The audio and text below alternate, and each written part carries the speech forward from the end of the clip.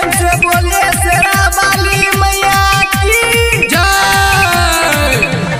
Present by माँ Lakshmi ji. Music by DJ Umesh Shukipur Bazar.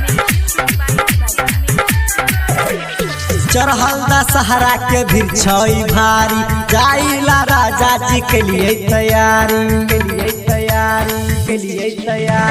चढ़ल दशहरा के भीड़ छई भारी, जाइला राजा जी के लिए तैयारी कहीं जेबै अहाँ भुलाई लल्लू हजरिया राजा जी, कहीं जेबै अहाँ भुलाई लल्लू हजरिया राजा जी। तमाइला लक एबै ललकाए गो चुनरिया राजा जी, तमाइला लक एबै ललकाए गो चुनरिया राजा जी, चुनरिया राजा जी। माइला लक एबै ललकाए गो चुनरिया राजा जी। Music by DJ Umesh Shukipur Bazar. चुनरिया राजा जी।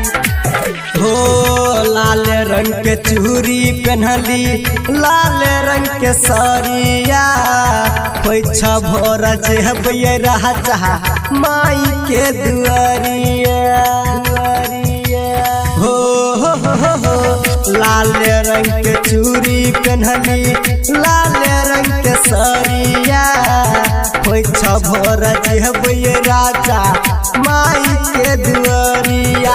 हम करै छी निहोरा लल साहेतै कहिया पूरा, पूजा करेला माई के भेल तैयारिया राजा जी, पूजा करेला माई के भेल तैयारिया राजा जी।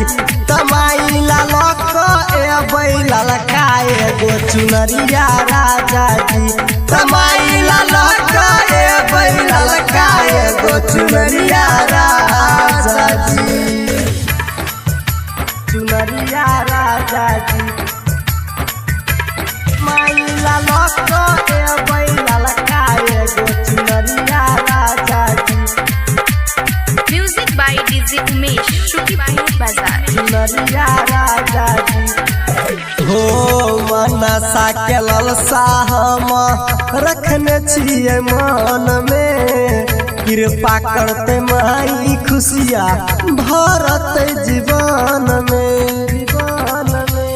हो मनसा के ललसा हम रखने छियै मन में, कृपा करते माई खुशिया भरत जीवन में। माई के महिमा छै महान, सब जुटल छै जहान, आब बुझी कनी हमर परेशानी राजा जी, गायक सरोज बुझी आब परेशानी राजा जी।